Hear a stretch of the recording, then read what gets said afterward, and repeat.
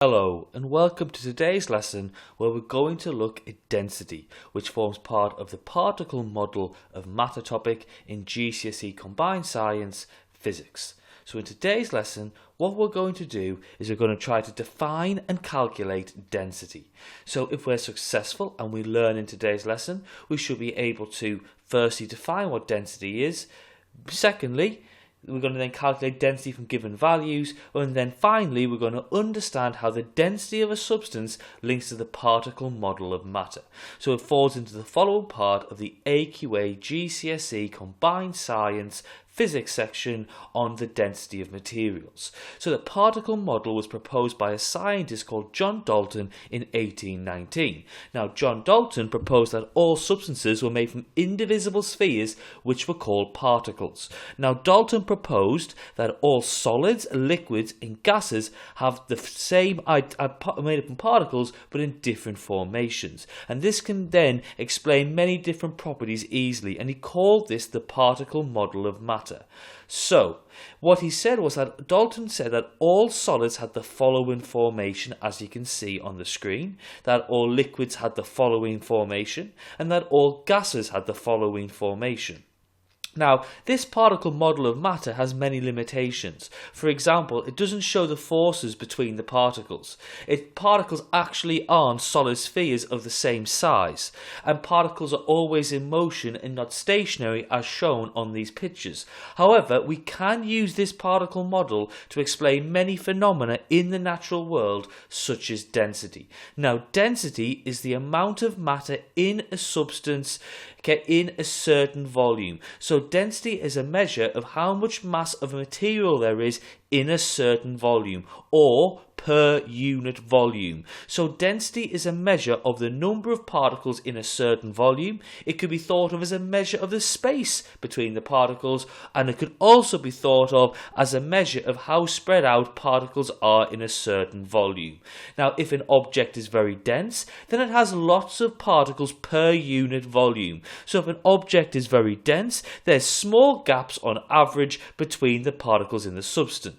Now, if an object is not dense, then it has few particles per unit volume. So if an object is not dense, there are large gaps on average between particles in the substance.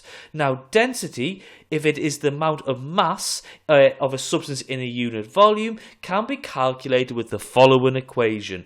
Density in kilograms per meter cubed is equal to mass in kilograms divided by the volume in meters cubed. So density can be thought of as the mass of 1 cubic meter of a substance. So for example, gold has a density of 19,300 kilograms per meter cubed. So what this means is in 1 cubic meter, gold always has a mass of 19,300 kilograms.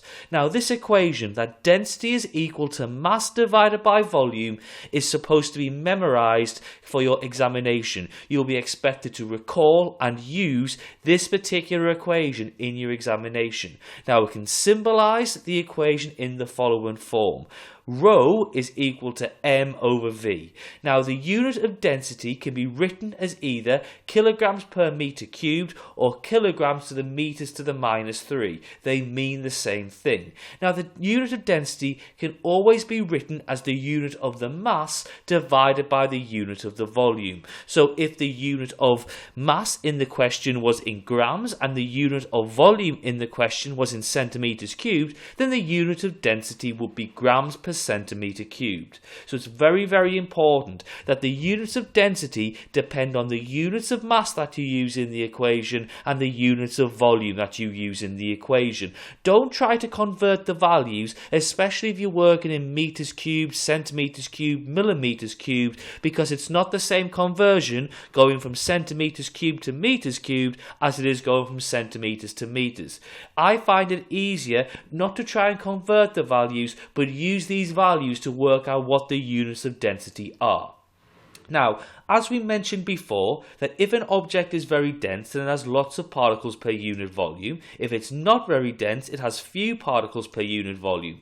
So this links into the particle model of matter, because as you can see, in the same volume, solids have lots of particles, liquids have fewer particles, and gases have even less. So this shows the idea that solids have a higher density than liquids, and liquids have a higher density than gases, since solids have more particles per unit volume than liquids, and liquids have more particles per unit volume than gases do.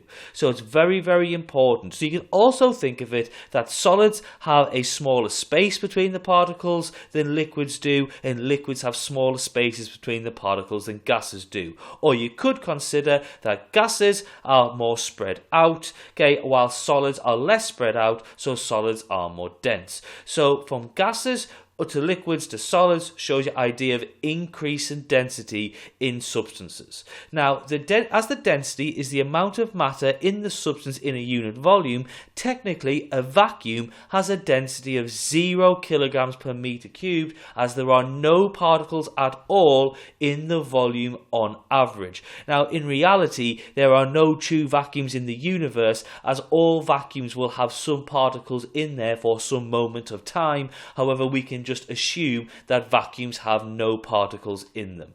So if we were trying to use the equation to work out an answer, how would we do this? So for example, a question could be, if you have a mass of 6 grams in a volume of 2 centimeters cubed, what is the density of the substance? So the first thing that you would do is write out your equation. Density is equal to mass over volume. Then what you do is substitute the values into the equation. So 6 grams for mass and 2 centimeters cubed for the volume. Now note, we've not tried to convert, because instead of converting, we're going to actually try and work out the unit of density. So at this point, you then do the sum, and you do 6 divided by 2, which is equal to 3. And then to work out the unit of density, you do the unit of the mass, which is in grams in this case, and then you divide it by the unit of volume, which in this case is centimeters cubed. So the answer is 3 grams per centimeters cubed. So remember, unit errors are commonplace in density calculations, and you can avoid such errors by changing the unit of density to be the sum of the mass unit and the volume unit. So finally, you might be asked to work out the volume of a regular shape in your density calculation. Now, if the shape is regular and symmetrical, we can find its volume by using an equation you'll have covered in GCSE mathematics. So if it's a sphere, you can work out the volume of a sphere with the equation 4 pi over 3 r cubed, where r is the radius of the object. You can work out the volume of a cube by doing the length cubed, so you do length times by length times by length, and if you needed to work out the volume of a cylinder, it will be pi r squared h, where r is the radius of the object and h is the height of the object. So in a more challenging question, they may ask you to work out the volume of a symmetrical object first, and you can do it by using one of the equations stated on the screen. So this is a particular example.